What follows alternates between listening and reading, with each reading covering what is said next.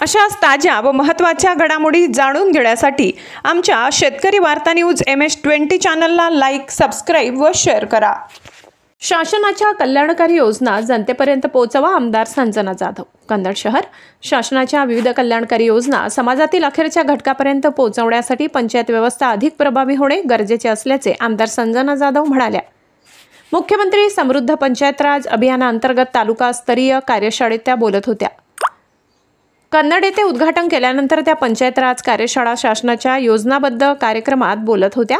गावकुसापर्यंत कार्य पोहोचावे, लोकांच्या सहभागातून विकास घडवावा आणि समृद्ध गाव समृद्ध महाराष्ट्र या संकल्पनेची अंमलबजावणी व्हावी हा या अभियानाचा उद्देश असल्याचंही त्या म्हणाल्या।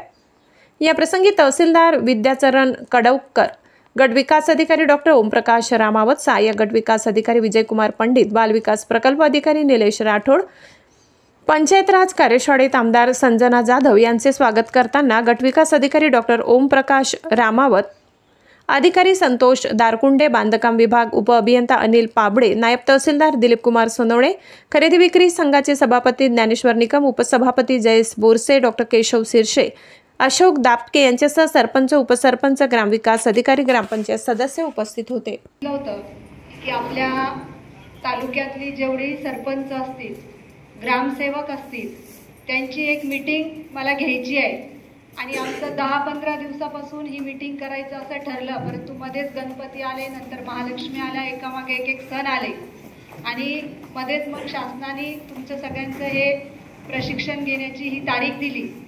तर त्याच्यामुळे आज स्टेजवर बसलेला BDO साहेब असेल, मी असेल, तहसीलदार साहेब असेल, आमच्या तिघांचाही हेतू साध्य होण्याचा हा कार्यक्रम आज या ठिकाणी आहे।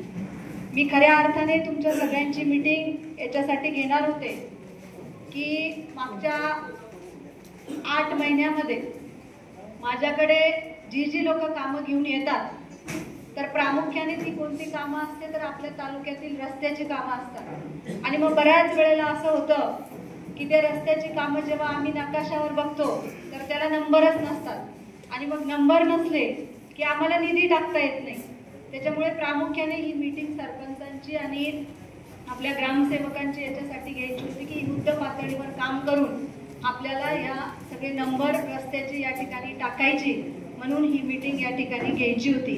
त्याच्यामुळे आपल्या सगळ्यांना आमंत्रित करायचं होतं, पण योगायोग हा सगळा एकत्र असा घडून आला आणि आज एक चांगला कार्यक्रम या ठिकाणी झाला। रामावत सरांनी त्यांच्या प्रशासकीय भाषेमध्ये तुम्हाला सगळ्या गोष्टी प्रशिक्षण या ठिकाणी दिलेलं आहे की आपल्याला गाव प्रथम यायला काय काय करावं लागेल आणि ह्या स्पर्धेत पुढे जायला आपल्याला सरांनी सांगितलं की अगोदर 10 लाखाच्या बक्षिसापासून आज आपण 1 कोटीच्या बक्षिसापर्यंत इथे आलेलो आहे। त्याच्यामुळे आपल्या गावातली ग्रामपंचायत ही आपल्याला या ठिकाणी सक्षम बनवायची। मला तरी असं वाटतं की गावचे सरपंच, गावचे ग्रामसेवक हे दोघं जरा सक्षम असले तर पूर्ण गाव सक्षम झाल्याशिवाय राहत नाही, अशी माझी कल्पना या ठिकाणी आहे। कारण सरपंचांनी जर गावातल्या ज्या काही कामं असतील ती कामं मग ती विरोधकाची असू द्या, विरोधकाच्या वॉर्डातली असू द्या किंवा आपले स्वतःची असू द्या, ही कामं जर प्रामुख्याने केली आणि ग्रामसेवकांनी वेळोवेळी त्या सगळ्या कामाला जर सपोर्ट केला तर मला नाही वाटत की तुमच्या ग्रामपंचायतला एखाद्या आमदाराची, एखाद्या खासदाराची किंवा एखाद्या मंत्र्याची गरज पडू शकते। कारण तुमच्या ग्रामपंचायतला सरकार सध्या एवढा निधी देत आहे, तो पंचायत समितीला सुद्धा सर तेवढा निधी नाही एवढा आज ग्रामपंचायतला निधी आहे। परंतु तो निधी आपल्याला वापरता आला पाहिजे, तो निधी आपल्याला टप्प्याटप्प्याने गावात देता आला पाहिजे। आपण काय करतो की गावामध्ये कोणतं काम महत्वाचं आहे आपण ते सोडून हा माझा सदस्य आहे, याचं काम महत्वाचं जरी नसलं तरी याचं पहिलं करायचं, या गोष्टीला आपण जास्त प्राधान्य देतो आणि मग जी गावातली विकासाची कामं असतात ती विकासाची कामं कुठेतरी पाठीमागे राहून जातात। आता मी आमदार झाल्यापासून मी प्रत्येक गावात जेव्हा जाते तेव्हा मी प्रत्येक गावातल्या लोकांना सांगते की मला सभागृह सोडून काही पण मागा, कारण सभागृहाला खऱ्या अर्थाने कोणी 50 लाख मागतं, कोणी 25 लाख मागतं, कोणी 15 लाख मागतं, आता 10 आणि 5 लाखाची तर गोष्टच राहिली नाही। त्याच्यामुळे जर तुम्ही 5 वर्षामध्ये आमच्यासारख्या लोकांकडून आपल्या आपलं गाव किती गल्लीचं असतं, जास्तीत जास्त 3 किंवा 4 गल्लीचं आपलं गाव असतं. तर एका गल्लीला आमच्या लोकांकडून तुम्ही 10-10, 15-15 लाख जरी घेतले तर मला वाटतं 2 वर्षामध्ये तुमच्या गल्ल्या सगळ्या सिमेंटच्या होत्या. परंतु आपण त्या गोष्टीकडे कुणीही लक्ष देत नाही. आपण लक्ष कशाकडे जास्त केंद्रित करतो, तर मग ज्या गरजा आपल्या नाहीयेत, ज्या गरजा आपल्याला काही कामाच्या नाहीयेत, त्याच्याकडे आपण सगळ्यात जास्त लक्ष देतो. त्याच्यामुळे मी इथे बसलेल्या सरपंचांना विनंती करेन की आपल्या तालुक्यामध्ये, आपल्या तालुक्यातल्या प्रत्येक गावामध्ये आपल्याला जर कोणती जनजागृती करणं गरजेचं आहे, तर मला असं वाटतं की मी सभागृहाला विरोध करते असं म्हणून नाही, परंतु आपल्या गावामध्ये आता सगळ्यात जास्त गरज आपल्या तालुक्यात कोणत्या गोष्टीची असेल तर नंबर 1 ला रस्ते आणि नंबर 2 ला जिल्हा परिषदच्या शाळा, ह्या सगळ्यात महत्त्वाच्या आपल्या तालुक्यामध्ये आहेत आणि त्याच्याकडे आपण सगळ्यांनी लक्ष केंद्रित केलं पाहिजे. आणि ह्या ज्या शासनाच्या योजना आहेत, या शासनाच्या योजना आपण ग्रामपंचायतच्या मार्फत ह्या तळागाळापर्यंत, गावातल्या प्रत्येक घटकापर्यंत या ठिकाणी पोहोचवल्या पाहिजे. ती जबाबदारी जर खऱ्या अर्थाने कुणाची असते तर सरपंचांची असते.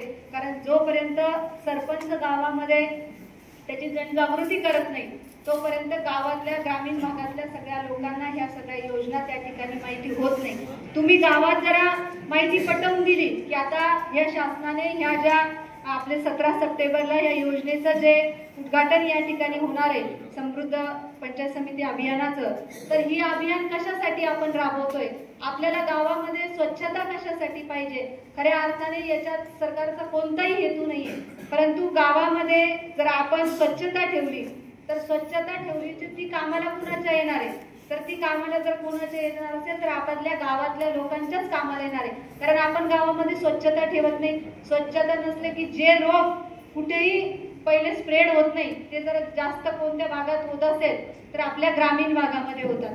मलेरिया असेल, टायफॉइड असेल, कावीळ असेल, ह्या ज्या सगळ्या गोष्टी, डेंग्यू असेल, जसं सीझन सुरू झालं मच्छराचं की सगळ्यात जास्त डेंग्यू जर कुठं होत असेल, कोणत्या परिसरात जास्त आढळतो, तर मला वाटतं ग्रामीण भागामध्ये जास्त आढळतो. आणि तो का आढळतो, तर आपला आणि स्वच्छतेचा तसं म्हटलं तर फार संबंध नसतो. आपण स्वच्छतेकडे लक्षच देत नाही. आता मी कितीतरी अशा गावांमध्ये जाते सर की मला असं वाटतं की ही लोक कशी राहतात. ह्या ग्रामपंचायत का बरं, ही ग्रामपंचायत या लोकांना जागृत करत नाही की आपण अशा नाल्या उघड्या ठेवल्या नाही पाहिजे, आपण लगेच तिथे काय करता येईल आपल्या ग्रामपंचायतच्या माध्यमातून, तर आपण तिथे ह्या सगळ्या गोष्टी का करत नाही. मी तुम्हाला सांगते की आपण गावातल्या ह्या छोट्या छोट्या गोष्टीवर जर सगळ्यांनी लक्ष दिलं तर निश्चित आपलं गाव हे चांगलं समृद्ध होऊ शकतं. आता वृक्षारोपण हा जो विषय आज तुम्ही बघताय की आज पंजाबमध्ये, तुम्ही सगळ्यांनी टीव्हीच्या माध्यमातून बघितलं असेल की आज पंजाबमध्ये केवढा गदारोळ झालाय. आता तेच जर वृक्षारोपण आपण जर तिकडचा बघून आपल्या प्रत्येक गावामध्ये केलं, आज तर आपण जर आपल्या गावात बघितलं तर आपण बांधावर झाडच ठेवलेली नाहीये. आपण बांध कोरत सर जसं म्हणतात की डांबरी रस्त्यापर्यंतच यायचं राहिलेलं आहे, तर तेवढंच आपण यायचं राहिलेलं आहे, खरंच असं आहे. परंतु आपण वृक्षारोपण पण केलं पाहिजे, कारण वृक्षारोपण केल्याच्या नंतर आपल्या गावाची सुद्धा एक शोभा वाढते. जसं व्हिडिओ सरांनी सांगितलं की आपल्या गावातली ग्रामपंचायत, आपल्या गावातले PSC, आपल्या गावातली अंगणवाडी, आपल्या गावातली जिल्हा परिषद शाळा, या शाळेला आतमध्ये थोडंसं जरी त्या खराब असल्या, परंतु बाहेर तुम्ही कलर जरी केला तर तुमची शाळा ही एक आगळीवेगळी शाळा दिसते. त्यांनी गावाला सुद्धा त्या ठिकाणी एक चांगलं रूप येतं. त्याच्यामुळे ह्या ज्या छोट्या छोट्या गोष्टी आपल्याला वाटत असल्या तरी ह्या गोष्टी ह्या खूप महत्त्वाच्या आहेत. त्याच्यामुळे जास्तीत जास्त लक्ष आपण या ठिकाणी सगळ्यांनी ह्या गोष्टीवर केंद्रित करणे गरजेचं आहे. दुसरी महत्त्वाचा विषय सर तुम्ही सांगितलं आम्हाला वसुली आमच्या बापाच्या इथं कोणाकडनं होणार नाही, कारण आम्हाला वसुली करायचं म्हटलं की आम्ही पडलो समजायचं सगळ्यांना. हा सगळ्यात मोठा विषय आमचा सरपंचांचा असतो, कारण वसुली करणं म्हणजे आमच्या सरपंचांसाठी सर एक टास्क असतो, ज्याच्या दारात आम्ही वसुली करायला गेलो की तो लक्षात ठेवतो आता पुढे हा सरपंचाला उभा राहिला की याला मतदान करायचं नाही. परंतु असं करू नका. जरी त्यांचा रोष हा आपल्यावरती असतो, परंतु आपण जर त्यांना समजून सांगितलं की वसुली ही आपल्याला कशासाठी करावी लागते आणि काय वसुली केल्याने आपल्या गावामध्ये काय बदल होऊ शकतात, आपल्या गावामध्ये आपण काय करू शकतो, ही जर जनजागृती आपण लोकांमध्ये केली तर निश्चित लोक वसुली द्यायला तयार होतात. परंतु आपण काय करतो वसुली करत असताना, यांनी मला मतदान केलं नाही का, पहिले त्याच्या घरी वसुली करायला चला, हा माझा नाही का, पहिले त्याच्या घरी वसुली करायला चला. तर तसं करू नका. आपल्या